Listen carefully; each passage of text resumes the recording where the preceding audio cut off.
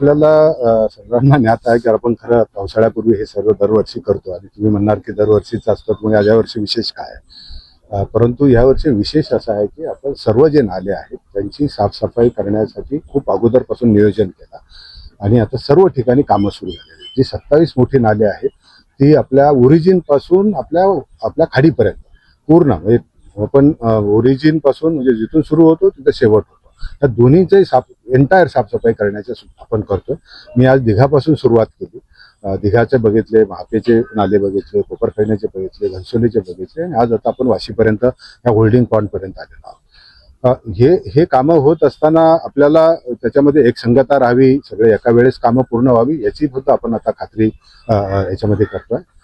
मी सर्वांना आता आज फील्डवर असताना सूचना दिलेल्या आहेत. कामं सुरू झालेली आहेत आणि 15 मे पर्यंत ही सर्व कामं, कारण आपण 31 मे पर्यंत हे थांबायची गरज नाही.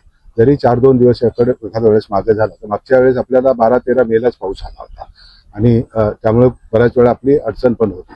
तर ती ह्या वेळेस परिस्थिती येऊ नये त्यामुळे आपण आत्ताच तयारी आता केलेली आहे.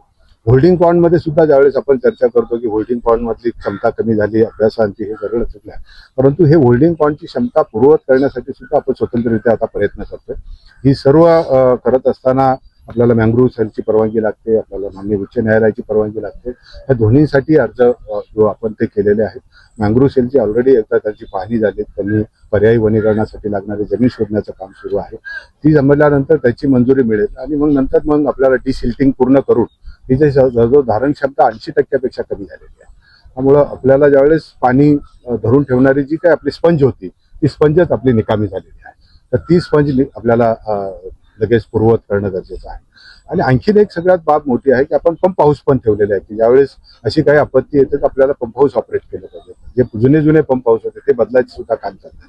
त्याची क्षमता वाढवण्याचं काम सुरू झालं आहे. आज आता मी इथे जो उभा आहे तो आपला हा वाशीमधला होल्डिंग पॉईंटचा आपला पंप हाऊस आहे. त्याचं सुद्धा आता काम चाललं आहे. येथे सुद्धा आपण 1300 HP पंप होते तिथे आपण जवळजवळ 1700 HP पंप आता लावणार आहे. आणि शहरामध्ये कुठे पाणी राहू नये याची खबरदारी घेण्याच्या सर्वांना सूचना दिल्या.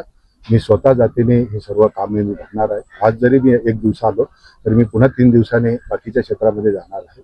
पुन्हा मी सगळ्यांना पुन्हा एक 10 एप्रिलच्या अगोदर 10 मेच्या अगोदर पुन्हा एकदा सर्व क्षेत्रामध्ये पुन्हा जाता बघून राहणार आहे की झालेली कामं जे सांगितलेल्या सूचनेप्रमाणे झाल्यात की नाही याची सुद्धा आम्ही खात्री करू.